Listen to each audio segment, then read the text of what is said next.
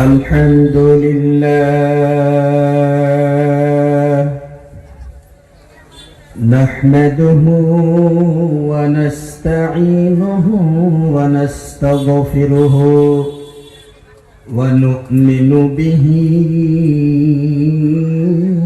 ونتوكل عليه ونعوذ بالله من شرور أنفسنا ومن سيئات أعمالنا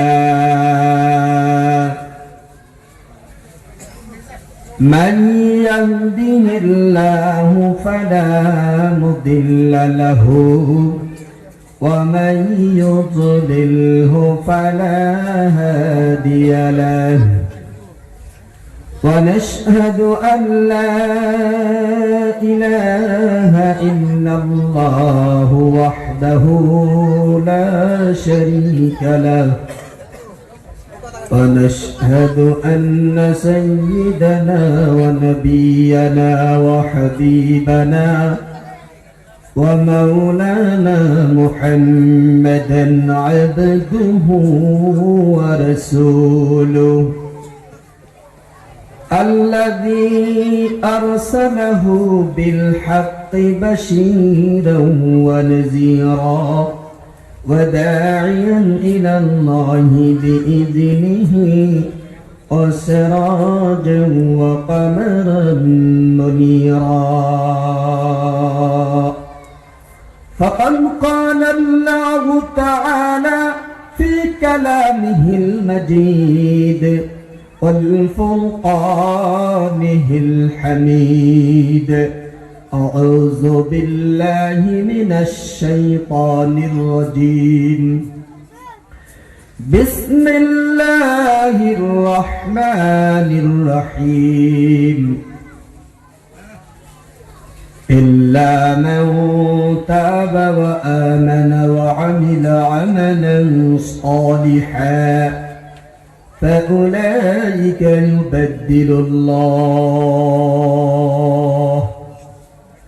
فأولئك يبدل الله سيئاتهم حسنات وكان الله غفورا رحيما وقال النبي صلى الله عليه وسلم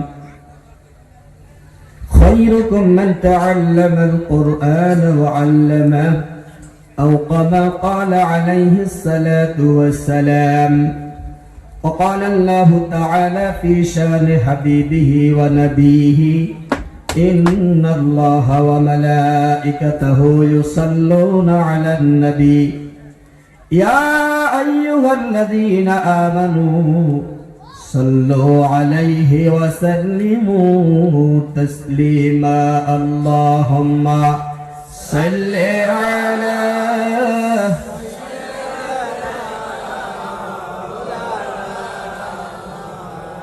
وعلى آل سيدنا একটু মোহাব্বত দিয়ে বলি আল্লাহুম্মা সাল্লি আলা মাওলানা মুহাম্মদ ওয়া আলা আলি মাওলানা মুহাম্মদ পাখির মতো থাকতো যদি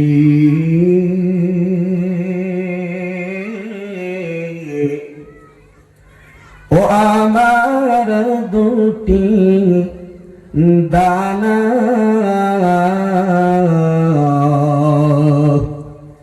জিয়ারতে যাইতাম আমি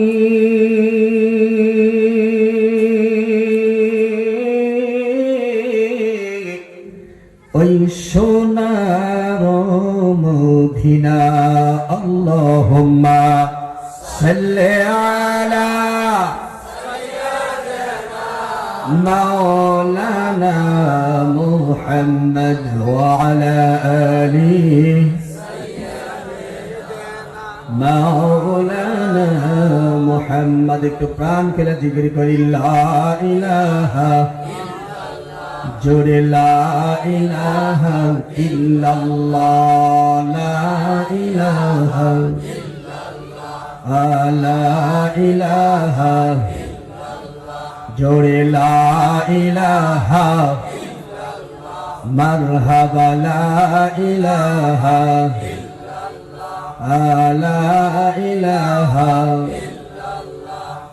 লা ইলাহা আমার মাওলা পাকের কি খেলা কেউ দেখে কেউ দেখে না মাওলা পাকের কি খেলা কেউ দেখে কেউ দেখে না অগ্নি কুণ্ডে বৈশা পারে ইব্রাহিম খলিলুল্লাহ বল লা ইলাহা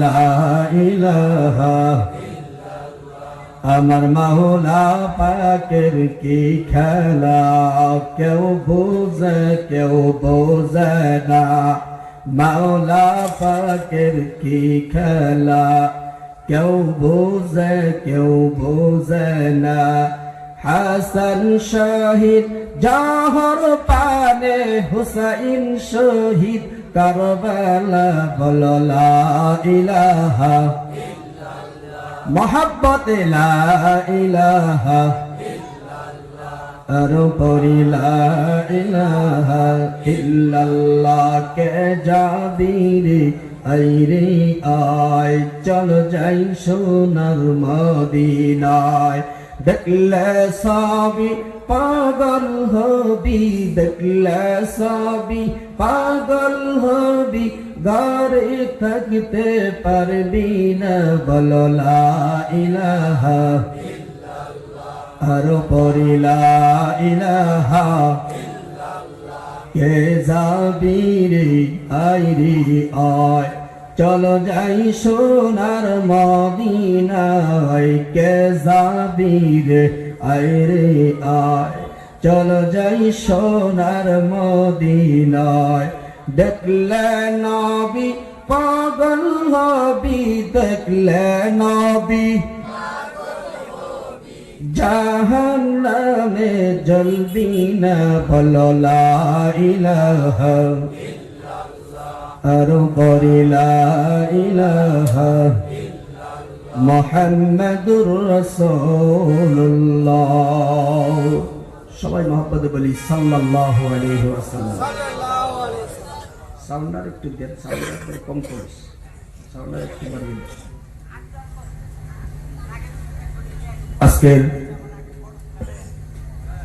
এই বিশাল ওয়াজ মেহফিলের সুনাম ধন্য সম্মানিত শ্রদ্ধাভাজন সভাপতি সাহেব বারকাতুল্লাহুল আলী এই সভার মুখ্য অতিথি আমার মহব্বতের বন্ধু আমার বড় ভাই হযরত মাওলানা শামসুল হক সাহিব দামাত বরকাতুহুমুল আলিয়া আরো আগত দূর দূরান্ত থেকে আসা আকাশের তারকা সদরিস হযরত উলামায়ে কেরাম আব্বাদের বয়সের বয়োজ্যেষ্ঠ মুরব্বী আইন সমাজ আল্লাহ প্রেমিক কোরআন প্রেমিক দিনদার ইমানদার মুসলমান ভাইরা পর্দার আড়ালে থাকা অবলা সরলা সর্বগুণের গোলাম বিতা মা এবং বোনেরা সকলের কাছে আমার তরফ থেকে দোয়া এবং সালাম আসসালামু আলাইকুম ওয়া রাহমাতুল্লাহ আল্লাহ পাকের বহুত বহুত শুকরিয়া যে মহান আল্লাহ জাল্লে শানুহু বহুক্ষণ সময় ধরে আল্লাহ পাকের কথা নবী করিম সাল্লাল্লাহু আলাইহি সাল্লামের কথা শোনার জন্য আসার জন্য বসার জন্য তৌফিক দান করলেন। ভাই ধর্মসভার মধ্যে মানুষ কম,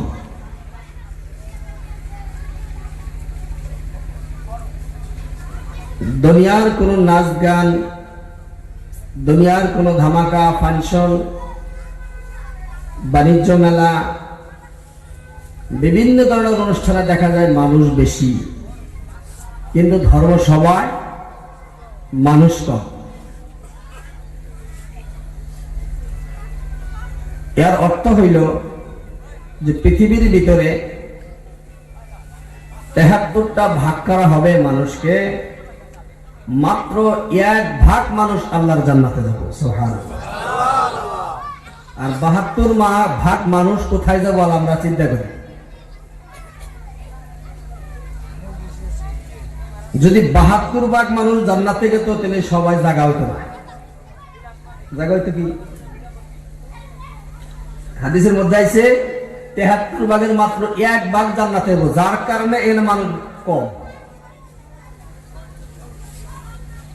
চকের মধ্যে যদি কিভাবে একটা হালের ব্যবস্থা করতেন, বাংলাদেশের বাদায় মেরে আনতেন না, ২০০ টাকা টিকিট দিলেও মানুষ ভরপুর হয়ে যেত প্যান্ডেল। কথা কন ঠিক না? নাই। কিন্তু এই জায়গার মধ্যে আজকে মানুষ কম, বড় আফসোস, দুঃখের কথা।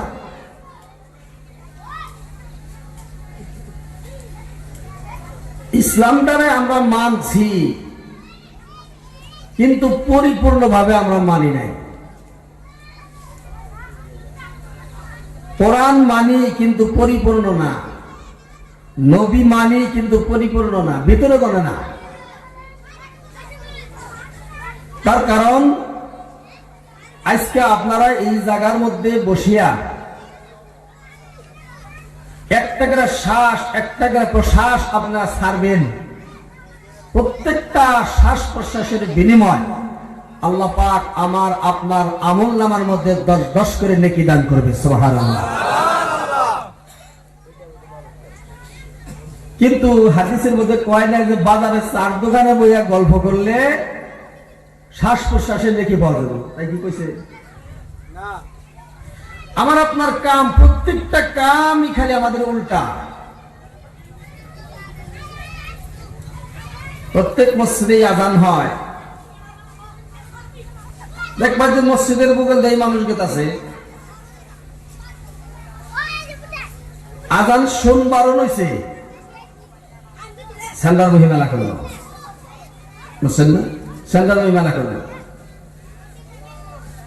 অথচ এই পৃথিবীর ভিতরে সবচাইতে দায়নি জায়গা হইল জান্নাতের টুকরা বলা হয়েছে মসজিদ, সুবহানাল্লাহ বলে। কিন্তু মসজিদ খালি বাজার ভরপূর্ণ, কিন্তু সবচাইতে নিকৃষ্ট জায়গা হইল, খারাপ জায়গা হইল বাজার।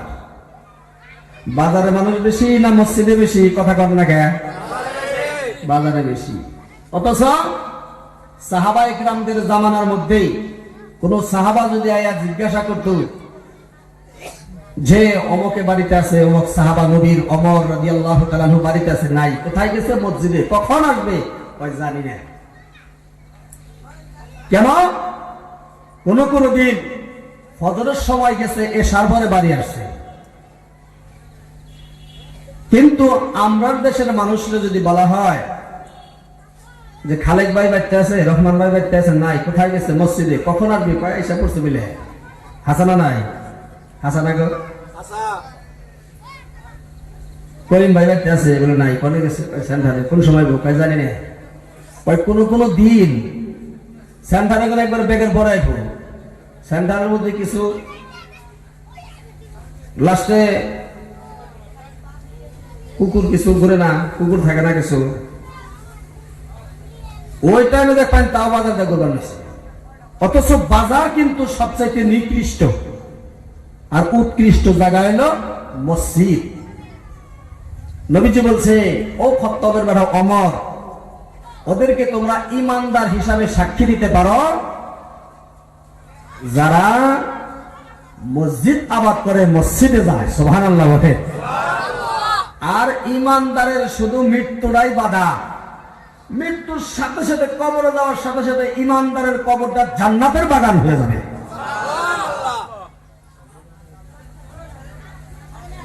এখানে বসে যদি সুবহানাল্লাহ কন, এখানে বসে যদি আলহামদুলিল্লাহ কন, এখানে বসে যদি আল্লাহু আকবার বলেন, ফেরেশতারা আমার আপনার সাথে বলবে। ফেরেশতাদের সাথে যদি মেলা যায়, একসাথে যদি মেলা যায়, আমার আপনার গুনাহসমূহ মাফ হয়ে যাবে। এই জন্য আওয়াজ দিতে হবে, আরো যদি বলি সুবহানাল্লাহ। যদিও মানুষ কম, কিন্তু আল্লাহর রহমত কম আছে কি? আল্লাহর রহমত কম আছে? আল্লাহর রহমত কম নাই। চতুর্দিকে রহমতের ফেরেশতা ভেষ্টন করছে আমারে আপনারে। কেরে এই জায়গার মধ্যে কোরআন এবং হাদিসেরই আলোচনা হবে। এখানে আলোচনা হবে না যে কিভাবে আমি দুনিয়ার লাইনে এগিয়ে যেতে পারি, ধনী হইতে পারি, এই আলোচনা হবে না। আলোচনা একটাই, কিভাবে আমি আখিরাতের লাইনে এগিয়ে যেতে পারি। মহতরম দোস্ত, বুজুর্গ, আজিজ, কথাটা এই জন্যই বললাম যে বড় আফসোস ভিতরে যে এত কষ্ট করে পরিশ্রম করে আজকে সবার আয়োজন করছে, কিন্তু মানুষ কম। আফসোস না নাই? এত কষ্ট করে এই ধর্মসভা একটা করবে গেলে কত কষ্ট হয়, যারা করে তারা জানে গো। এই মাহফিল থেকে যদি একটা মানুষ দিনদার হয়ে যায়, হেদায়েত হয়ে যায়, হেদায়েত হয়ে যায়, দিনের বেলা কবুল হয়ে যায়, তারও ছেলেকেরা মাহফিল কবুল। সুবহানাল্লাহ বলে। মাহফিলে যারা আসছে তাদেরকে আল্লাহ মাফ করে দিবে। সুবহানাল্লাহ। উদ্দেশ্য একটাই, কিন্তু বহুত মানুষ দৈনিক বাড়তে বই দিছে, হইয়া দিছে। সবাই কি করবো হুজুর আমরা জানি গো, সবাই কি করবেন আমি জানি। তেমন মুক্তি সাহেব সাগরের বইকে ফতুয়া দেয়, আছে না? মুক্তির কি অভাব নাই বর্তমান? মুক্তির কি অভাব আছে? আমরা পাত্তাই পাই না বর্তমান পরিস্থিতি। তাই এসে না নাই? কারণ লাগতেছে কি? মহতরম দোস্ত, বুজুর্গ, আজিজ, তাই আল্লাহ পাক আমাকে যে আপনাকে এই বিজির জামানায় সময় নাই, যাকেই বলা হয় সময় নাই, যত সময় সব সেন্টারের মধ্যে, চার দোকানের মধ্যে সময়, এই জায়গায় সময় নাই। কিন্তু আল্লাহ পাক যে আমাকে আপনাকে কবুল করলেন, আশার বসার তৌফিক দিলেন, ওই মহান মাহবুদের শুকর আমরা আবার আদায় করি আলহামদুলিল্লাহ। আওয়াজ দিয়ে বলতে হবে আলহামদুলিল্লাহ। নবীজির প্রতি আমরা দরুদ ও সালাম করি, সবাই বলি সাল্লাল্লাহু আলাইহি ওয়াসাল্লাম। ভাই, নবীরে যদি আমরা দুনিয়ার থেকে যদি আমরা ধর্ষণ করতে চাই, তাহলে বেশি বেশি দরুদ পড়া লাগবে। বেশি বেশি কি করা লাগবে? দরুদ পড়া লাগবে। আপনি প্রত্যেক দিন শোয়ার সময় আপনি আমল করেন, এশার নামাজ পড়ে শুয়ে যান, দোয়া কালাম গুলো আপনি পড়েন, দরুদ শরীফ প্রত্যেক দিন আপনি 100 বার করে পড়েন, রেগুলার আমল করতে থাকেন, রাহমাতাল লিল আলামিন স্বপ্নের মধ্যে দিদার হয়ে যাবে। সুবহানাল্লাহ। প্রিয় হাজিরিন, যুবক ভাইয়েরা, আল্লাহর এক যুবক হিন্দু মানুষ ছিলেন, রাইটার ছিলেন, গবেষক ছিলেন, কিন্তু উনি কি করতেন? নবীর জীবনীটা পড়তেন। নবীর জীবনীটা পড়তে পড়তে পড়তে পড়তে কলিজার মধ্যে এমন ধাক্কা লেগে গেল, কলিজার ভিতরে এমন ধাক্কা লেগে গেল, চোখ দিয়ে তার গল গল গল গল করে এক লাই পানি পড়া শুরু হয়ে গেল। সুবহানাল্লাহ। আমগো ঘরের মধ্যে নবীর জীবনী নাই, সাহাবায়ে কেরামদের জীবনী নাই, কিন্তু আমরা ঈদের দিন আসলে দোকান পাহাড়ের মধ্যে আমাদের ছেলে সন্তানদেরকে 150 টাকা দিয়ে ঘোড়া কিনে দিতে পারি, 250 টাকা দিয়ে গাড়ি কিনে দিতে পারি, কিন্তু নবীর জীবনী আমরা বাড়িতে কিনলাম না, সাহাবায়ে কেরামদের জীবনী জীবনেও আমরা কিনলাম না। অথচ যেই বাড়ির মধ্যে তালিম হয়, ওই বাড়ির মধ্যে আল্লাহ পাকের রহমত নাযিল হয়ে যায়। জোরে বলো সুবহানাল্লাহ। প্রত্যেক বাড়ি বাড়ি যদি কিতাবি তালিম হয়, প্রত্যেক বাড়ি বাড়ি যদি নবীর জীবনী পড়া হয়, প্রত্যেক বাড়ি বাড়ি সাহাবায়ে কেরামদের জীবনী পড়া হয়, প্রত্যেক বাড়ি বাড়ি যদি ফাতেমা জোহরা রাদিয়াল্লাহু তাআলা আনহার জীবনী পড়া হয়, প্রত্যেক বাড়ি বাড়ি খাদিজাতুল কুবরা রাদিয়াল্লাহু তাআলা আনহার জীবনী পড়া হয়, ওই বাড়ির মধ্যে যেগুলা সন্তান হবে গো, ওই সন্তানগুলা নেক সন্তান হবে, পরহেজগার হবে, আল্লাহর ওলি হবে। জোরে বলো সুবহানাল্লাহ। আল্লাহর ওলি হবে। কিন্তু বর্তমান তো বাড়ির মধ্যে নবীর কোনো জীবনী নাই, দামি দামি মোবাইল গুলো আছে, আছে না নাই? আমি যদি 12,000 টাকা দামের মোবাইল ব্যবহার করেছি রে বন্ধু, কিন্তু আমার বাড়ির পরিবার আমি 18,000 দিয়ে কিনে দিছি। তার মানে আমার বিবিরে তো কিনে দেই নাই, আমার ছেলেরে আমি মোবাইল কিনে দিলাম। আমার ছেলে 5-এ পড়ে, 6-এ পড়ে, 7-এ পড়ে, 8-এ পড়ে, 9-এ পড়ে, কিন্তু বিবির কাছে মোবাইল আছে, মার কাছে যে গুনগুন করে, মা মোবাইলের মধ্যে কোশ্চেন আছে, মোবাইলটা দাও আমি বের করে একটু লেখাপড়া করি। কিন্তু সন্তান যখন দেখলেন মা বাবা ঘুমায় গেছে, লেখাপড়ার নামে কোনো খবর নাই, মোবাইল টিবা টিবা তার জীবনটারে ধ্বংস করে দিছে। কথা কোন ঠিক না? না গার্জেনেরা, মুরব্বীরা, যুবক ভাইরা, যারা বিয়া শাদী করেছো তাদেরকে আমি অনুরোধ করে জোর দিয়ে বলে যাই, দুটা পাও আগিয়ে দাও, পায়ে ধরে বলে যাই। তার কারণ মোবাইল যদি তোমার বিবি চায়, তোমার বিবির বোঝায় কও, বিবি রে মোবাইল কিনে দেওয়া যাবে না, মোবাইল কিনে দেওয়া যাবে না। তার কারণ মোবাইল কিনা দিলে ছেলেগুলা লেখাপড়া করতেছে, 5-এ, 6-এ, 7-এ, 8-এ, 9-এ মানে লেখাপড়া করতেছে। মোবাইল যদি আপনি কিনা দেন, ওই মোবাইল দেখতে দেখতে দেখতে দেখতে আপনার ওই ছেলে, আপনার ওই মেয়ে আর 18 বছর হইতে দিবে না, আপনার ছেলের আর 21 বছর হইতে দিবে না গো।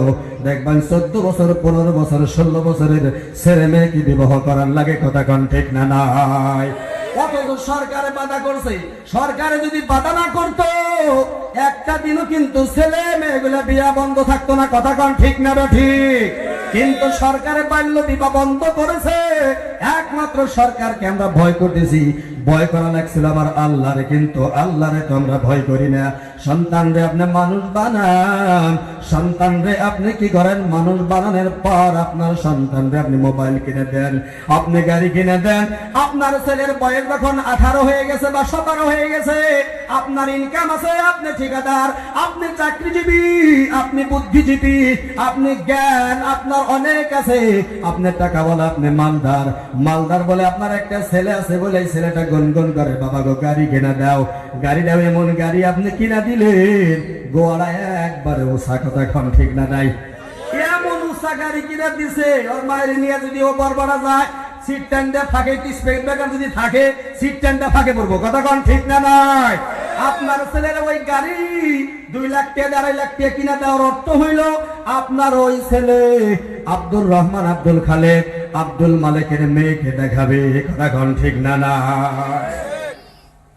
আপনার ছেলের আগে মানুষ করার আগে লেখাপড়া করান, আপনার মেয়ের আগে লেখাপড়া করান, তারপরে আপনার ছেলে মেয়েরা আপনি গাড়ি কিনা দেন, মোবাইল কিনা দেন, যা দেন দেন। জন্মের মোবাইলে তো বর্তমান শেষ দিয়ে দিচ্ছে একবারে জীবন। কথা কোন ঠিক না? নাই।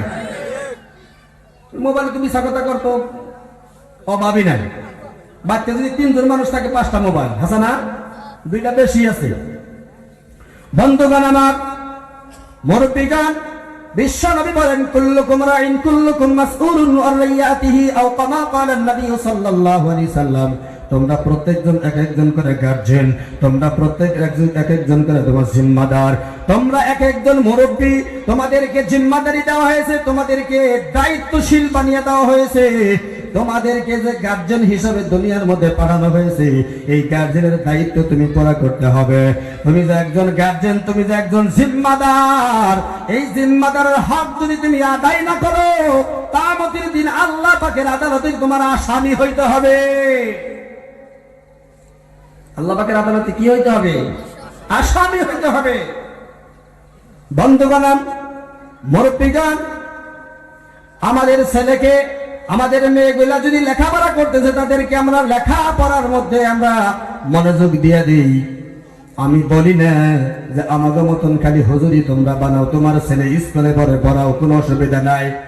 তোমার ছেলে ডক্টর পড়ে আলহামদুলিল্লাহ, তোমার ছেলে ইঞ্জিনিয়ার পড়ে আলহামদুলিল্লাহ, তোমার ছেলে অপসিয়ার পরে আলহামদুলিল্লাহ, খুব ভালো কথা। কিন্তু একটা কথা কিন্তু ভুলবা না রে ভাই, কিন্তু একটা কথা ভুলবা না, এই পৃথিবীর ভিতরে তুমি যতই বয়ান শোনো, এই পৃথিবীর ভিতরে তুমি যতই কোরআন শোনো, কিন্তু 2টা বস্তুকে তুমি আটকাইয়া ধরো। 1 নম্বরে আল্লাহর কোরআন, দুই নম্বর নবীর সুন্নতকে তোমরা আঁকড়িয়ে ধরো। নবীর সুন্নতকে যদি তোমরা আঁকড়িয়ে ধরতে পারো, আল্লাহর কোরআনকে যদি তোমরা মজবুতের সাথে ধরে রাখতে পারো, আল্লাহ পাক বলতেছে তোমার দুনিয়ায় কোনো চিন্তা নাই, আখিরাতেও চিন্তা নাই। ওয়ালা তাহিনু ওয়ালা তাহজানু ওয়া আনতুমুল আ'লাউনা ইন কুনতুম মুমিনিন। জোরে আল্লাহু আকবার। আল্লাহর আয়াত শুনা, আল্লাহর কালাম শুনা, কোরআনে কারিমের আয়াত শুনিয়া যারা আল্লাহু আকবারের আওয়াজটা জোরে করে দেয়, তার ঈমানটা তাজা হইতে থাকে, তার ঈমানটা শক্তিশালী হতে থাকে। জোরে বলো সুবহানাল্লাহ, আরো জোরে গান সুবহানাল্লাহ। মুরব্বী বাবারা, পর্দার আড়ালের মাগো, খেয়াল করে শোনো, গভীর মনোযোগ দিয়ে শোনো। তার কারণ আমরা যে হুজুর 5 ওয়াক্ত নামাজ পড়ি, লম্বা জামা পরিধান করি, আমরা যে মাথার মধ্যে টুপি রাখি, সুন্নতি দাড়ি যে আমাদের মধ্যে আছে, কিন্তু আমাদের যুবকের ভিতরে মাথায় টুপি নাই, দাড়ি নাই, লম্বা জামা নাই। তার কারণ আমরা কিন্তু সবাই মুসলমান, কথা কোন ঠিক না নাই? আমরা সবাই মুসলমান না নাই? আমরা সবাই ইমানদার। আল্লাহ পাক আমাকে আপনাকে ইমানদারের ঘরে পাঠাইছে। আল্লাহ পাক আমাকে আপনাকে মুসলমান করে দুনিয়ার জমিনে পাঠাইলা রে ভাই।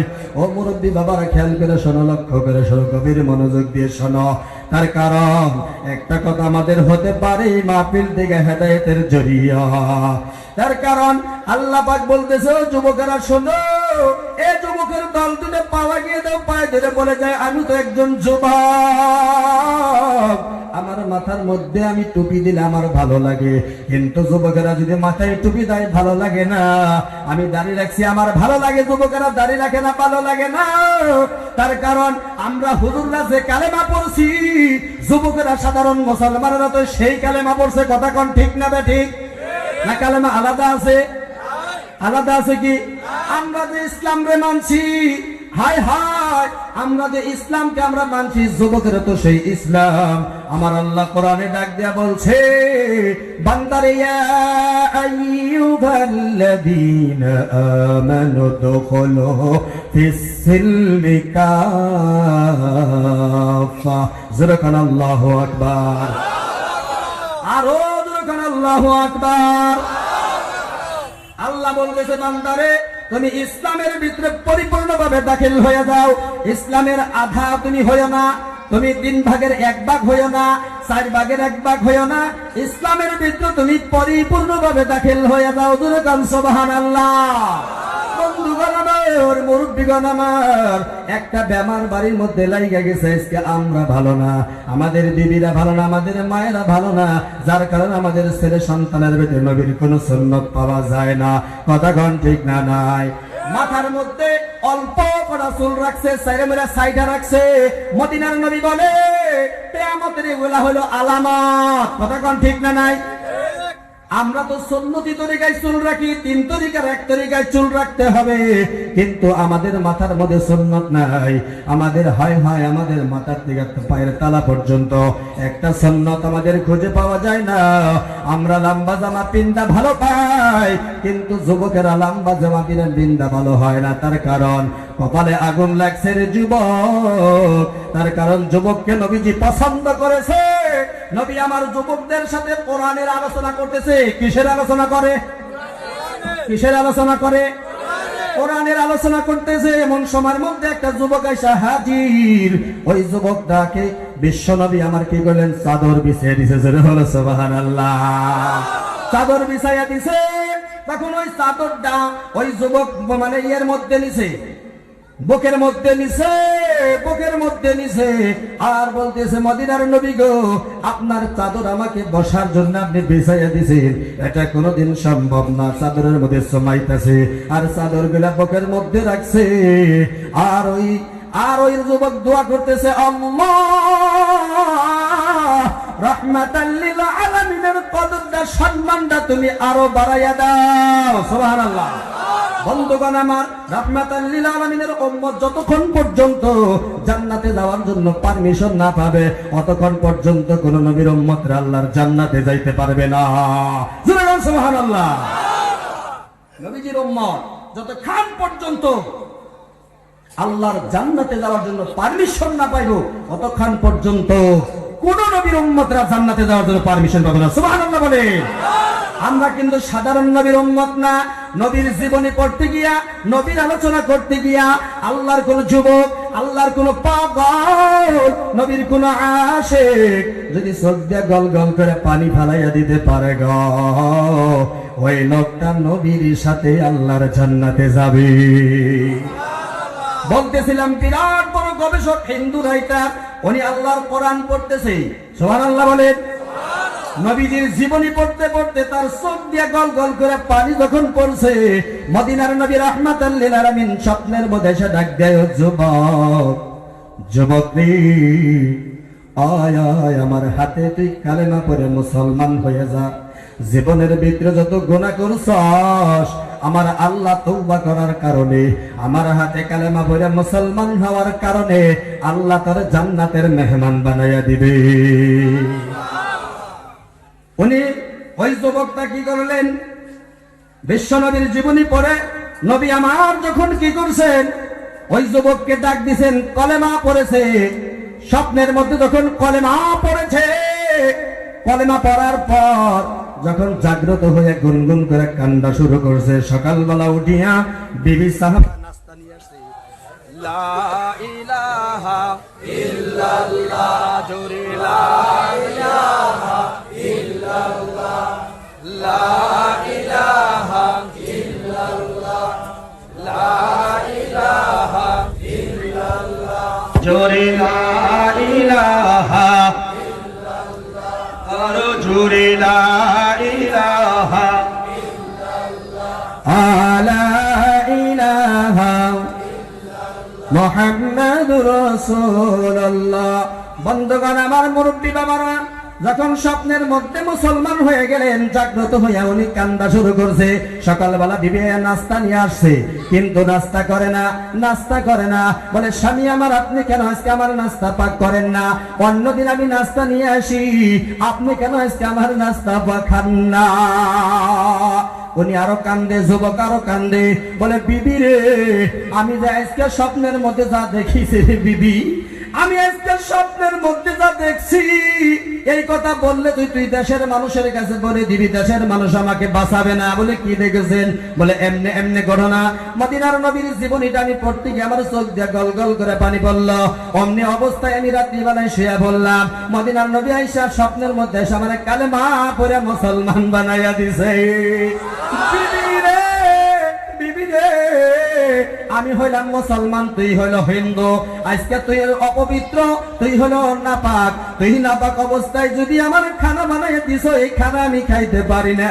বিবি কান্দে, স্বামী গো, স্বপ্নের মধ্যে আপনি যা দেখেছেন, আমিও সেই স্বপ্নেই দেখেছি।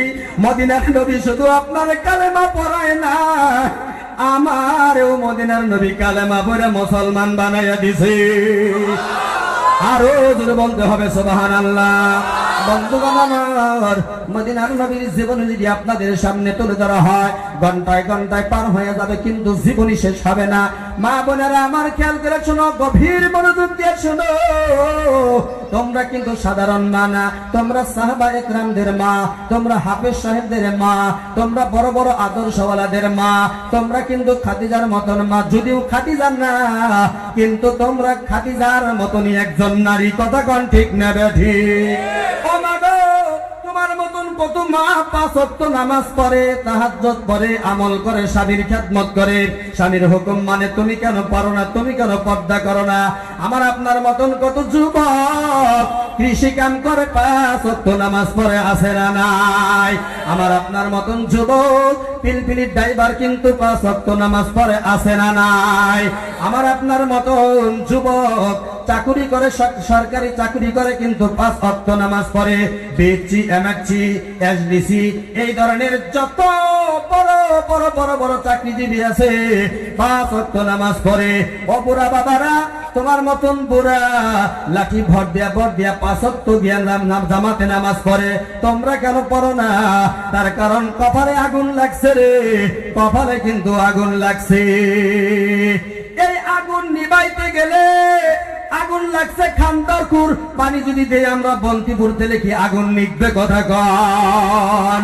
এই আগুন যদি নিভাইতে চাও, ইসলামের বাতি যদি জ্বালাইতে চাও, মসজিদকে আবাদ করো, মসজিদের সাথে সম্পর্ক রাখো, মদিনার নবীর সুন্নতের সাথে তুমি সম্পর্ক রাখো, আল্লাহর কোরআনের সাথে সম্পর্ক রাখো, উলামায়ে কেরামদের সাথে সম্পর্ক রাখো, ভালো মানুষের সোহবতে চলে যাও।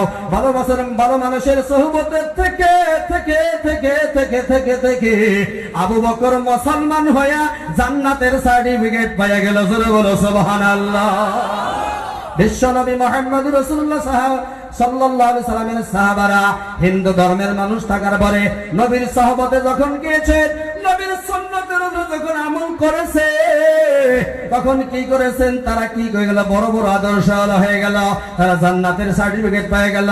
ও মা বোনেরা, আজকে খাদিজাতুল কুবরা রাদিয়াল্লাহু তাআলা আনহার যখন 15 বছর বয়স, বিশ্বনবী মুহাম্মদ রাসূলুল্লাহ সাল্লাল্লাহু আলাইহি সাল্লাম দুনিয়ার জমিনে তাশরীফ নিয়েছে। সুবহানাল্লাহ বলেন। খাদিজাতুল কুবরা কোলের মধ্যে যখন বিশ্বনবী মুহাম্মদকে আমেনা কোলে তুলে দিয়েছিলেন, খাদিজা গল গল করে পানি ছেড়ে দিয়েছিলেন। সেদিনই আল্লাহ পাক খাদিজাকে কবুল করে নিয়েছে। জোরে বলো সুবহানাল্লাহ। এত ধনী ছিলেন আরবের ভিতরে, ওই খাদিজার মতন ধনী কোন মা ছিল না রে বন্ধু, খাদিজার মতন কোন মা ছিল না। খাদিজাতুল কুবরা যেদিন নবীর কাছে মুসলমান হইয়া নবীকে স্বামী হিসাবে গ্রহণ করেছে, 2টা স্বামী বাদ দিয়ে 3 নম্বরে মদিনার নবীকে স্বামী হিসাবে গ্রহণ করে। খাদিজাতুল কুবরা 250 ভরি তখন স্বর্ণ ঘরের মধ্যে, 250 ভরি রূপা ঘরের মধ্যে বন্ধু, 250 পিস চাদরের বেশি, কোটি কোটি টাকার মালিক খাদিজা। সমস্ত সম্পদ গুলা নবীর পায়ে কুরবানি করে দিয়ে নবীর মহাব্বতে, নবীর পাগলে খাদিজার জীবনটা জান্নাতের জীবন বানাইয়া নিল। জোরে কোন সুবহানাল্লাহ। এই সম্পর্কে যদি আমি আলোচনা করতে যাই লম্বা কথা হয়ে যাবে। মা খাদিজাতুল কুবরা রাদিয়াল্লাহু তাআলা আনহা নবীর জন্য এত কষ্ট করত গো, এত কষ্ট করার পরেও খাদিজাতুল কুবরা রাদিয়াল্লাহু তাআলা মৃত্যুর সময় তখন বিশ্বনবীকে বলতেছেন, নবী গো, আপনার কাছে আমি 3টা দরখাস্ত জানাইতে চাই। মরবে তার 1 দিন বা 2 দিন আগে বিশ্বনবীর এইরকম তুলার মধ্যে খাদিজাতুল কুবরা রাদিয়াল্লাহু তাআলা আনহার মাথাটা ঠেকাইয়া দিয়েছে। ঝড়, শরীরের মধ্যে প্রচন্ড ঝড়, প্রচন্ড বেমার। খাদিজা কান্দে আর বলে, নবী গো, আমি যদি এই দুনিয়ার থেকে বিদায় হয়ে যাই, আপনার খেদমত কে করবে? আপনার খেদমত কে করবে? হায় হায়, আমি চিন্তা করতেছি আপনার খেদমত কে করবে? হযরতে খাদিজাতুল কুবরা কান্দে, নবী আমার কান্দে। খাদিজা বলে, নবী গো, আমার জীবনের ভিতরে আপনার কাছে আমি কিছুই চাই নাই। এই যে 15 বছর জীবনের ভিতরে আপনার কাছে আমি কিছুই চাই নাই। আমার যখন 25 বছর বয়স, আমার যখন 40 বছর বয়স, নবী গো, আপনার মাত্র 25 বছর বয়স। এই 15 বছর যখন আপনার সামনে আমি ঘর সংসার করেছি, এই 15 বছরের ভিতরে আমার যত ধন সম্পদ ছিল, সমস্ত ধন সম্পদ গুলো আমি আপনার পায়ে কুরবানি করে দিয়েছি। জীবনে কিছু চাই নাই, শুধু আমি 3টা বস্তু আপনার কাছে যাব, আপনি কি আমারে দিবেন কিনা? নবী জীবনে খাদিজা এই 15 বছরের ভিতরে জীবনে কিছু চাও নাই। কত সম্পদ সাহাবায়ে কেরামদের পেছনে খরচ করেছি, তাও কোনোদিন বলো নাই যে আমার সম্পদ গুলা কেন আপনি সাহাবায়ে কেরামদের পিছনে খরচ করেন, তাও কোনোদিন বলে নাই। কিন্তু আমাদের দেশের মারা মহিলারা যদি বাপের বাড়িতে গেলে যদি একটা জগ আনে, ওই জগে করে যদি আপনি পানি খাওয়া ধরেন, জগটা একটু জোরে করে যদি টেবিলের মধ্যে ধন, কবলে কিনা লাগে নাই তো? এটা কি কিনা লাগছে কি? হাসানা নাই কথা কন। বন্ধুগণ আমার, কোন মহিলা যদি বাবার বাড়ির গৌরব করে, বাবার বাড়ি যদি গৌরব স্বামীর সাথে করে গো, ওই মহিলার কিন্তু ভেজাল আছে। ওই মহিলা কিন্তু খাদিজার সাথে আল্লাহর জান্নাতে যাইতে পারবে না। খাদিজার মতন যদি একজন মহিলা, একজন নারী আয়েশার মতন যদি হতে পারে, আমার আল্লাহ জাল্লে শানুহু পরওয়ারদিগার আলমে আয়েশার সাথে খাদিজার সঙ্গে আমাদের মাকেও আল্লাহর জান্নাত দান করবে। জোরে বলেন সুবহানাল্লাহ। 3টা দরখাস্ত করব। 1 নম্বরে দরখাস্ত করব নবী গো, আমি যখন দুনিয়া থেকে বিদায় হয়ে যাব, আপনার পরনে যে জুব্বা মোবারক আছে, এই জুব্বা দিয়ে আপনি আমার কাফনের কাফন বানিয়ে দিবেন। জোরে কোন সুবহানাল্লাহ। এক নম্বরে আমার ওই জুব্বা দিয়া কাফনের কাফন পিন্দাইয়া দিবা। বিশ্বনবী বলে, এই খাদিজা রে, তোমার নতুন কাপড় দিলে কি অসুবিধা? বলে, না, আপনার জুব্বা দিয়ে আপনি আমার এই কাফনের কাফন বানিয়ে দিবেন। দুই নম্বরে আপনার মাথার মধ্যে যে পাগুড়ি আছে, এই পাগুড়ি দিয়ে আপনি আমার সিনা বান্ধিয়ে দিবেন। তিন নম্বরে আমার খুব ভয় লাগে গো নবীজি, আমার যখন কবরে রেখে আসবেন, মনকের নেকির ফেরেশতারা আমার জবাব সওয়াল করবে। আমি যদি মনকের নেকির ফেরেশতাদের জবাব দিতে না পারি, আমার বাল জীবন কি হয়ে যায়? আমার নবী বলে, খাদিজা রে, আল্লাহ তো দুনিয়ার থেকে তোমার জান্নাতের ঘোষণা করে দিয়েছে। জোরে বলো সুবহানাল্লাহ। খাদিজা কাঁদতে বলে, নবী গো, আল্লাহ যদি রাগ করে আমি খাদিজার উপরে অসন্তুষ্ট হয়ে যদি জান্নাতের টিকেটটা ক্যান্সেল করে দেয়, আমার কি হবে? গতিকে আপনি আমার মনকে নেকির ফেরেশতাদের জবাব সওয়ালটা আপনি করে দিবেন। এই কথা বলার পর বিশ্বনবী বললেন, ঠিক আছে, আমি মেনে নিব। পরের দিন যখন খাদিজাতুল কুবরা রাদিয়াল্লাহু তাআলা আনহা ইন্তেকাল হয়ে গেল, কবর মানে নিজের জুব্বা দিয়ে নবীজির তার কাফন বানিয়ে দিল, পাগুড়ি দিয়ে সিনাবান বাঁধিয়ে দিল। বন্ধুরে, তখন তার পাগড়ি দিয়ে জিনাবান বান্ধিয়ে দিল, কাফনের কাফন মানে জুব্বা দিয়ে দিল। কবরস্থানে যখন খাদিজারে নামাইয়া দিল, নামিয়ে দেওয়ার পরে আর কেউ সাহাবায়ে কেরাম সরে আসে, কিন্তু নবীজি আসে না। সাহাবায়ে কেরাম বলে, নবী গো, আপনি অন্য দিন কবরের কাছ থেকে চলে আসুন, আজকে কেন চলে আসেন না? বলে, খাদিজার সাথে আমার ওয়াদা আছে রে, খাদিজার সাথে আমার ওয়াদা আছে। অন্যদিন মনকে নেকির ফেরেশতা 40 কদম মানুষ ওখান থেকে সরে যাওয়ার পর এসে যায়, কিন্তু ওই দিন 5 মিনিট চলে যায় আসে না, 10 মিনিট চলে যায় মনকে নেকির ফেরেশতা আসে না, হায় হায় আধা ঘন্টা চলে যায়, কিন্তু মনকে নেকির ফেরেশতা আসে না। জিবরাইল সালাম বললেন, ইয়া রাসূলুল্লাহ, ইয়া হাবিবাল্লাহ, আল্লাহর বন্ধু গো, কার অপেক্ষা করতেছেন? বলে, খাদিজা আমার দুনিয়া থেকে 3টা বস্তু আমার চাইছে, 2টা বস্তু আমি দিয়েছি, আর একটা বস্তু দেওয়ার বাকি আছে। বলে, কি বাকি আছে? বলে, খাদিজার মনকে নেকির ফেরেশতাদের জবাব আমি নবীজি দিতে হবে। জিবরাইল সালাম বলেন, আল্লাহর নবী গো, খাদিজাতুল কুবরার মনকে নেকির ফেরেশতাদের জবাব দিতে হবে না। যেই দিন আল্লাহর ভয়ে, আল্লাহর মহব্বতে, আপনার প্রেমে, আপনার ভালোবাসায় যেদিন আপনার জিম্মাদার জামিন বানাইছে, সেই দিন থেকে আমার মহান আল্লাহ খাদিজাতুল কুবরার মনকে নেকির ফেরেশতাদের জবাব দিয়া দিছে। নারায়ে তাকবীর। বন্ধুগণ, আমার মুরব্বী বাবারা, পর্দার আড়ালের মা গো, আজকে তোমরাও তো ওই খাদিজার মতন মহিলা যদি হতে পারো, তোমরাও তো আল্লাহ পাকের তরফ থেকে তোমরা সালাম পেয়ে যাবা, আল্লাহ পাকের তরফ থেকে মনকের নেকির ফেরেশতাদের জবাব পেয়ে যাবা। খাদিজার মতন জীবনী বানাইয়া নাও, ফাতেমাতুজ জোহরা রাদিয়াল্লাহু তাআলা আনহার মতন জীবনী বানাইয়া নাও, রাবিয়া বসরির মতন জীবনী বানাইয়া নাও, সুমাইয়ার মতন জীবনী বানাইয়া নাও, আয়েশা সিদ্দিকার মতন জীবন বানাইয়া নাও। আয়েশা সিদ্দিকা রাদিয়াল্লাহু তাআলা আনহাকে এক মহিলা প্রশ্ন করতেছে, এ আয়েশা, আয়েশা রে, পুরুষেরা ঈদের নামাজে যায়, সওয়াব পায়, বড় তাদের কপাল ভালো, আমাদের কপাল খারাপ, আমরা যেতে পারি না। পুরুষেরা জুমায় যায়, আমরা যেতে পারি না, কপাল বড় খারাপ। পুরুষেরা জানাজায় যায়, আমরা যেতে পারি না, পুরুষের কপাল ভালো, আমাদের কপাল খারাপ। আয়েশা সিদ্দিকা নবীজির কাছে বলতেছে, নবীজি বলে, আয়েশা রে, তামাম পৃথিবীর মহিলাকে জানাইয়া দাও, তামাম পৃথিবীর মা জাতিকে জানাইয়া দাও। বলে, কি? বলে, তামাম পৃথিবীর মহিলাকে জানাইয়া দাও। বলে, কে? বলে, পুরুষেরা যদি জমায় যেতে না পারলে কি হবে? জানাজায় যেতে না পারলে কি হবে? ঈদের নামাজ পড়তে না পারলে কি হবে? স্বামীকে যদি গোসল করাইয়া, ওযু করাইয়া মসজিদে পাঠাইয়া দেয়, ঈদের দিন যদি স্বামীরে গোসল করাইয়া, আদরের সাথে মহব্বত করে, কাপড় চোপড় পরিষ্কার করে, টুপিগুলা ধুইয়া যদি স্বামীরে মসজিদে পাঠিয়ে দেয়, জানাজায় পাঠিয়ে দেয়, মহিলারা ওই মসজিদে যাওয়ার সওয়াব, ওই জানাজায় যাওয়ার সওয়াব, ঈদের নামাজে যাওয়ার সওয়াব, ওই মহিলার আমল নামার মধ্যে আল্লাহ দান কইরা দিব। আরো জোরে গান সুবহানাল্লাহ, আরো জোরে গান সুবহানাল্লাহ। যুবক বন্ধুগণ, অসংখ্য কথা ছিল, কিন্তু সময়ের দিকে কিন্তু লম্বা হয়ে যাবে বলে আমি বলতে পারতেছি না। বন্ধুগণ, আয়েশা সিদ্দিকা রাদিয়াল্লাহু তাআলা আনহার সঙ্গে নবীজি বলে, আয়েশা রে, আমি হইলাম 4 কন্যার আব্বা। যুবকগণ সুবহানাল্লাহ। কয় কন্যার আব্বা? 4 কন্যার আব্বা। আমরা কিন্তু কন্যাকে মেয়েকে ভালোবাসি না। মেয়েকে যারা ভালোবাসে, মদিনার নবী বলে সে আমি নবীর সাথে আল্লাহর জান্নাতে থাকবে। যার একটা মেয়ে হবে নবীর সাথে আল্লাহর জান্নাতে থাকবে। 2টো মেয়ে হবে, 3টো মেয়ে হবে।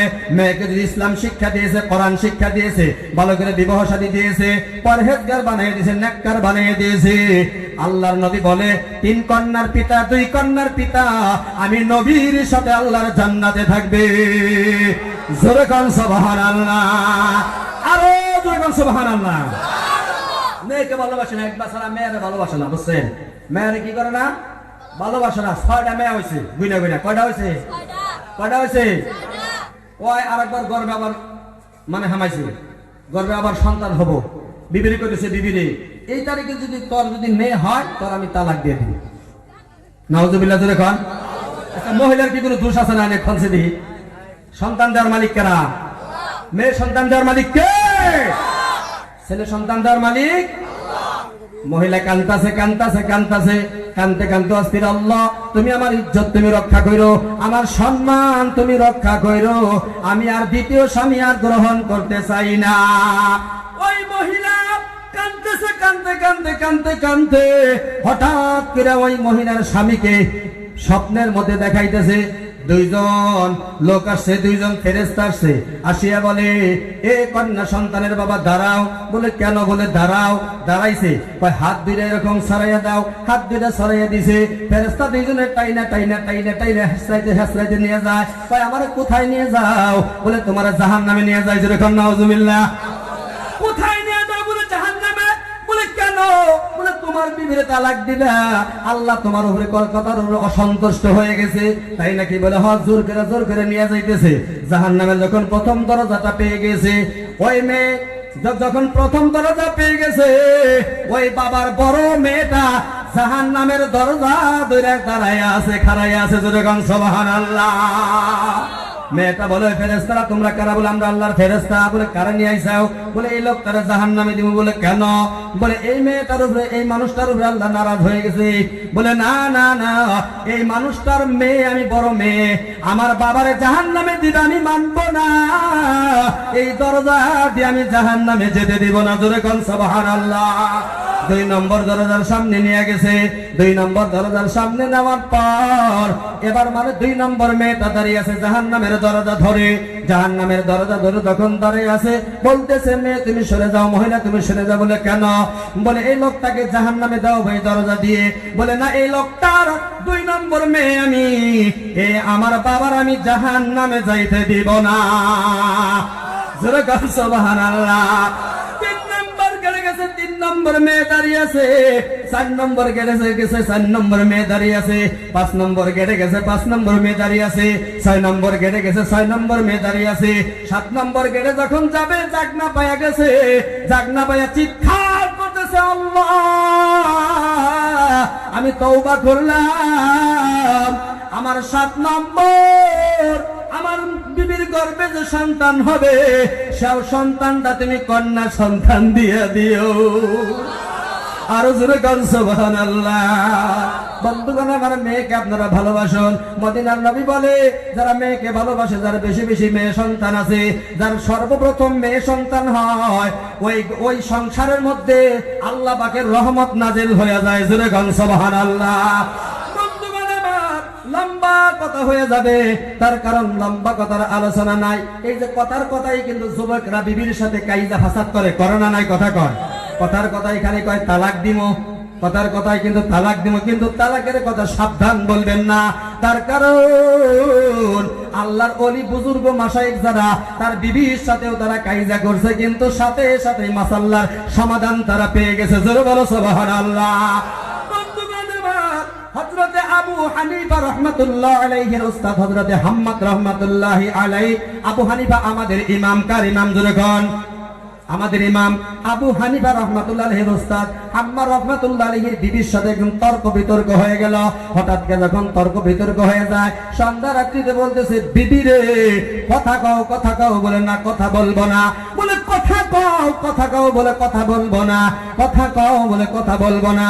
বিবির রাগের তাড়নায় কইয়া ফেলাইছে, সুবহে সাদেকের আগে যদি তুমি আমার সাথে কথা না কও, তোমারে আমি তালাক দিয়া দিব। এই কথা রাগ করে কইয়া ফেলাইছে। হঠাৎ করে যখন রাগ করে কইয়া ফেলাইছে, কইয়া ফেলানোর পর উনি চিন্তার মধ্যে পড়ে গেল। রাত 10টা-11টা বেজে গেল, কিন্তু কথা কয় না। অনেক বিবি আছে না নাই যে আজকে দেখুন কথা কেরা আগে কয়, আজকে কিন্তু দেখমু কথা কেরা আগে কয়, আজকে দেখা যাবে। ওই চিন্তায় পড়লেন, চিন্তা করে মনে মনে ভাবতেছে এই সমস্যা আমি কোথায় নিব। মনে মনে ভাবতেছে আমার ছাত্র আবু হানিফা রাহমাতুল্লাহ আলাইহির কাছে আমি চলে যাই। আবু হানিফা রাহমাতুল্লাহ আলাইহির কাছে চলে গেলেন। হযরত আবু হানিফা রাহমাতুল্লাহি আলাইহির কাছে যখন চলে গেলেন, দোয়ার গিয়ে ডাক দিতেছে, আমার ছাত্র আবু হানিফা ঘরের দরজা খুলে দাও। একটা ডাক যখন দিছে, দরজা খুলে দিয়েছে, বলতেছে, বাবা রে তুমি কি ঘুমাও না? বলে হুজুর আমি মুশাহাদায় ছিলাম, মুরাকাবায় ছিলাম, আমি তো ঘুম আসি নাই। বলে না আমি ঘুম আসি নাই। বলে তুমি কেন ঘুম আসো না? বলে আমি কোরআন তেলাওয়াত করি, আমি বিভিন্ন ওজিফায় বিভিন্ন আমলের মধ্যে আমি লিপ্ত হয়ে থাকি। বলে বাবার একটা বিপদে পড়ে আসছি। বলে কি? তোমার আম্মা আমার স্ত্রী সন্ধ্যা রাত্রি বেলায় আমার সাথে কিছু তর্ক বিতর্ক হয়েছিল। হঠাৎ করে আমি কইয়া ফেলেছি, বিবি রে আমার সাথে কথা কও। বিবি কয় কথা কমু না, কথা কও। আমি রাগ করে বলছি, বিবি রে সুবহে সাদেকের আগে, আযানের আগে, ফজরের আযানের আগে যদি আমার সাথে কথা না কও, আমি তোমার তালাক দিয়া দিব। এই কথা কয়ে ফেলছি, কিন্তু বিবি কথা কয় না। কয় উস্তাদ আপনি বাড়িতে যান, এটা চিন্তার কোনো কারণ নাই, এই মাসালার সমাধান হয়ে যাবে। আপনি বাড়িতে যাইয়া একবার কম্বল দিয়ে ডাইকা আপনার কারণে ঘুমায় যাবেন। উনি বাড়িতে চলে গেলেন। ঠিক আছে, ছাত্রের কথা মতে উনি বাড়িতে চলে গেলেন। ওস্তাদ যদি ভালো হয়, ছাত্র ভালো হয়, মা বাবা যদি ভালো হয়, সন্তান ভালো হয়, লোহা যদি ভালো হয়, তাও গুলা ভালো হয়। কথা কোন ঠিক না ঠিক? মুরব্বি বলেন, আমার যুবক ভাইরা, এবার কি করলেন ওই লোকটা? তখন আম্মাত রাহমাতুল্লাহ আলাইহি উনি বাড়িতে চলে গেলেন, কম্বল দিয়ে ঢাকলেন। একটু পরে আবার উঁচা করে দেখে যে গেলই গানিহি। চিন্তা করতেছে আমার ছাত্রটা কি সমস্যা দিতে পারবো না নাই। হঠাৎ করে 1টা বেজে গেল, 2টা বেজে গেল, ফজরের যখন 1 ঘন্টা সময় বাকি, হঠাৎ করে ফজরের আযান শোনা যাইতেছে। আল্লাহু আকবার, আল্লাহু আকবার। আযান হয় না নাই? আযান ভালো লাগে না নাই? ভালো লাগে। আযান শুনবেন? কার কার কাছে ভালো লাগে হাত তুলে দেখায়। নারায়ে তাকবীর। আযান ভালো লাগলে মসজিদে আসা লাগবে, তাহলে আযান দিমু, আসবেন তো ইনশাআল্লাহ। আল্লাহু আকবার,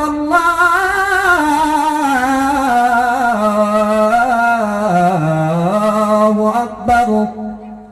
আশহাদু আন লা ইলাহা ইল্লাল্লাহ।